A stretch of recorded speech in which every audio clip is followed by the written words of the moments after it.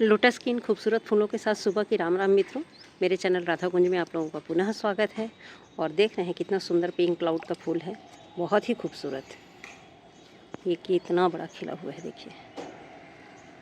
अब इनको देख करके कैसे ना हम यहाँ से शुरुआत करें, आके देखने से ही मन खुश हो जाता है। बहुत प्यारा लग रहे हैं।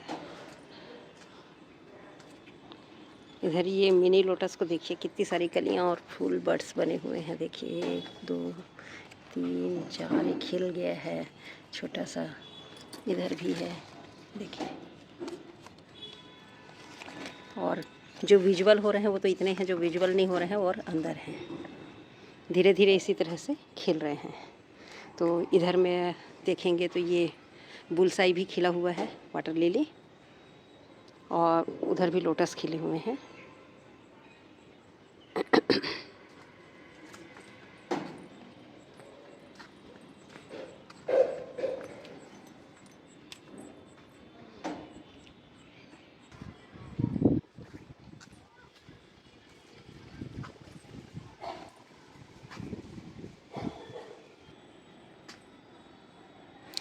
हमारे यहाँ बारिश अच्छी खासी हो रही है मित्रों, और बारिश का असर यह है कि हमारे पौधे बड़े ही शाइनी और चमकदार हो गए हैं, कहना चाहिए, और खूबसूरत लग रहे हैं। फ्लावर हो या ना हो, प्लांट ही अपने आप में खूबसूरत लग रहा है। ऐसा मेरे ही गार्डन में नहीं, सभी के गार्डन का ही हाल है।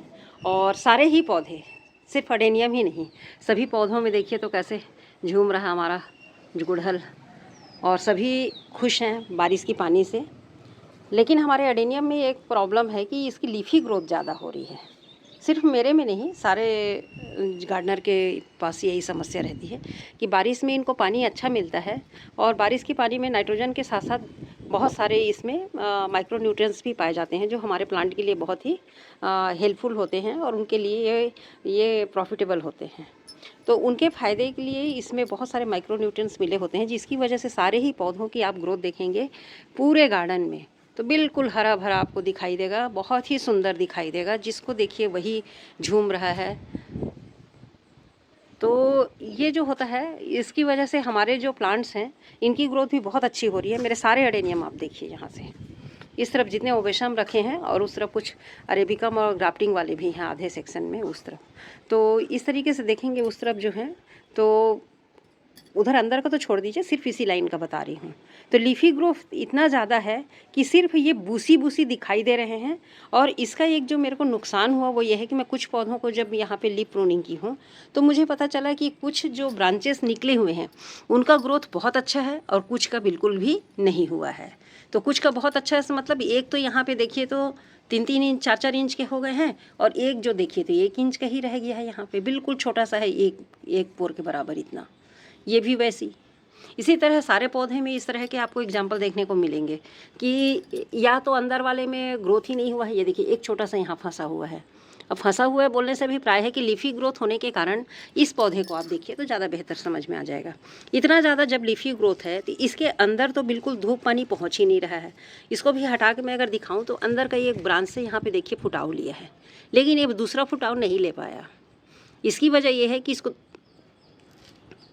सूर्य की रोशनी और हवा दोनों ही नहीं मिले हैं। यहाँ भी देखिए ग्रोथ इसी तरीके से है, बिल्कुल जीरो पे है, और बाकी बढ़ गए हैं। तो इस वजह से भी लीफ प्रूनिंग करनी होती है। मैं लीफ प्रूनिंग का वीडियो बनाई हूँ, लेकिन ये चीज़ें क्या है, प्रैक्टिकली हम देखते हैं तब समझ में आता है कि इसको हमको क्या फ़ायदा मिल रहा है। तो इस तरीके से मैं इसको भी प्रून कर रही हूँ।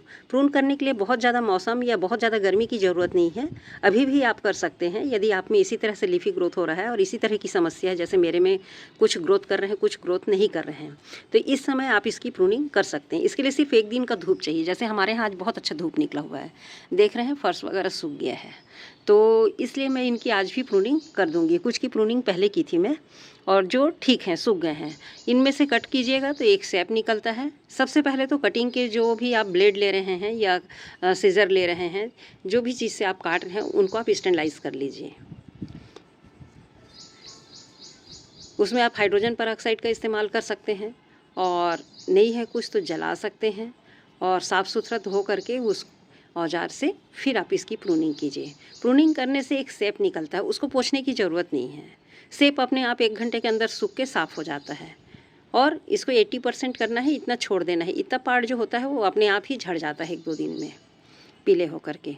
और उसके बाद क्या होगा कि ये हमारा जो प्लांट आप इतना घना देख रहे हैं, इस पार से उस पार देखना मुश्किल है, ऐसा लग रहा है जाने कितने सारे जंगल में हम खड़े हैं, कितने बड़े। तो इस तरीके से जो ग्रोथ है, इसकी वजह से जो अंदर का ग्रोथ रुका हुआ है, लीफ प्रूनिंग से क्या होगा कि अंदर के जो छोटे छोटे फुटाव हैं या जो ब्रांचेस निकली हैं, उनमें भी ग्रोथ आपको दिखाई देगा। तो ये हमारे क्या होते हैं, प्रूनिंग के हमको बेनिफिट्स मिलते हैं। तो अभी भी मौसम है, यदि आपके किसी भी प्लांट में बहुत ज़्यादा लीफी ग्रोथ हो तो आप लीफ प्रूनिंग कर सकते हैं। मैं स्टेम प्रूनिंग की बात नहीं कर रही हूँ, सिर्फ लीफ प्रूनिंग की बात कर रही हूँ। तो लीफ प्रूनिंग से क्या होगा कि हमारा प्लांट हवादार हो जाएगा और रोशनी मिलेगी उसको सूर्य की। देखिए अभी सूर्य की रोशनी पड़ रही है, कैसे लग रहे हैं प्लांट। तो सूर्य की रोशनी मिलेगी इसको और हवा मिलेगा, तो हमारे वो जो स्टेम है जो ग्रोथ नहीं ले पाए हैं, वो बहुत अच्छे से अभी ग्रोथ कर लेंगे। और इससे क्या होगा कि हमको बहुत अच्छा मजबूत प्लांट मिलेगा बरसात में। इससे क्या होगा, प्रूनिंग से एक और होगा कि हमारे जो पतले स्टेम हैं वो अच्छे स्ट्रॉन्ग बनेंगे। लीफ निकल जाएगा तो सारा ध्यान इनको भोजन बनाने में है। देखिए लीफ कितने बड़े बड़े हो रहे हैं, सुंदर से हो रहे हैं। तो ये क्या है, पूरा ध्यान इसमें है। उसके बाद हम लीफ प्रूनिंग कर देंगे तो ये स्टेम मजबूत होगा, और जो स्टेम में हवा पानी नहीं मिल रहा है उसको हवा पानी मिलने से वो स्टेम भी हमारे ग्रोथ लेंगे, तो हमारा प्लांट और बुशी और सुंदर लगेगा। बस एक छोटी सी ये जानकारी थी जो मैं फेस की और जो मैं कर रही हूँ, तो मुझे पता चल रहा है, इस वजह से मैं आप लोगों से ये शेयर की हूँ।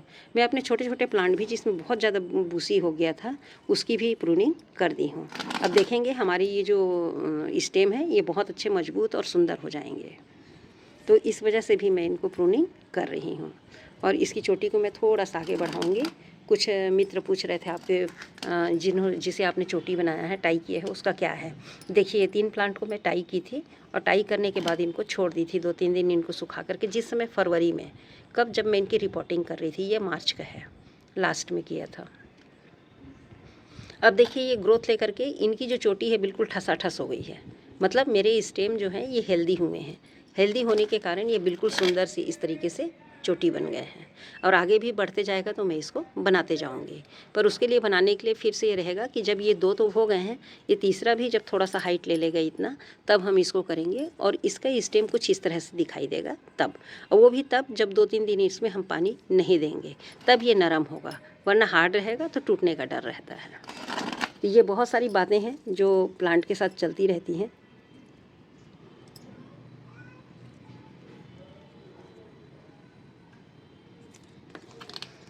और इसी तरह से मेरे सारे जंगल बने हुए हैं। कुछ ये कटिंग के जंगल हैं, इसमें कटिंग्स हैं और सारे ग्रो हो गए हैं। अब इनको मैं रिपोर्टिंग तो अभी नहीं करूँगी, नेक्स्ट टाइम करूँगी। सभी मेरे इस लायक हो गए हैं कि मैं इन पर ग्राफ्टिंग कर सकती हूँ। तो ये कुछ प्लांट्स हैं जो कटिंग से तैयार हुए हैं। और इधर भी, इसमें भी कटिंग्स वाले ही हैं। 2 गमले हैं ये कटिंग्स से भरे हुए हैं और एक और भी है उधर। ऐसे मिलते हैं तो मैं गमलों में ही लगा देती हूँ, बाद में फिर इन पे कुछ काम करना है तो करती हूँ। ये किसे टावर फॉर्म में बना रही हूँ, लेकिन इसके लिए डंडी ही छोटा हो गया है। तो इस तरह से मित्रों इसको भी मैं अभी प्रूनिंग करूँगी। और इसी तरह से अपने कुछ इधर के जो प्लांट देख रहे हैं जो बहुत ज़्यादा बूसी दिख रहे हैं, इनको भी मैं प्रूनिंग करूँगी। तो बस आप भी अगर नहीं किए हैं, आपके प्लांट्स भी इसी तरह से बूसी हैं और अच्छा आगे भविष्य में आप इसका अच्छा लुक देखना चाहते हैं, तो आप भी लीफ प्रूनिंग कर सकते हैं। सारे लीव्स हटा दीजिए, बहुत सुंदर हो जाएंगे प्लांट। और ऊपर के आप टीप के जो है ना, ये 2-3 रहने दीजिए। आप 4 यहाँ पे रख सकते हैं, 4-5 इतना छोड़ करके बाकी को निकाल दीजिए। 4-5 छोड़ के बाकी आप लीफ निकाल सकते हैं। मैं अभी वैसे ही कर रही हूँ। तो चलिए मैं इसकी प्रूनिंग कर लेती हूँ। बस छोटी सी जानकारी आप लोगों को देनी थी, बताना था कि इसके क्या फ़ायदे हो रहे हैं और क्या अपने को नुकसान है। अभी वो अंदर का ग्रोथ ही नहीं ले पाएगा अगर नहीं करेंगे। देखिए खूबसूरत से फूल, ये जो बोलती हूँ बड़ा सा पर्पल सा, देखिए इसके पर्पल के लाइनिंग है किनारे में, रेड कलर का है, पूरे बंच में है। ये भी खिल गया है, पानी से देख रहे हैं झड़ा पानी है।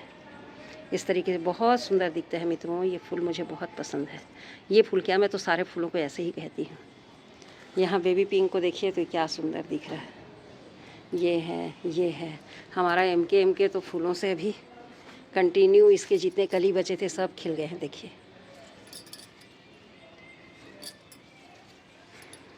सब में पानी पड़ गया है बरसात का, सब अच्छे हो रहे हैं।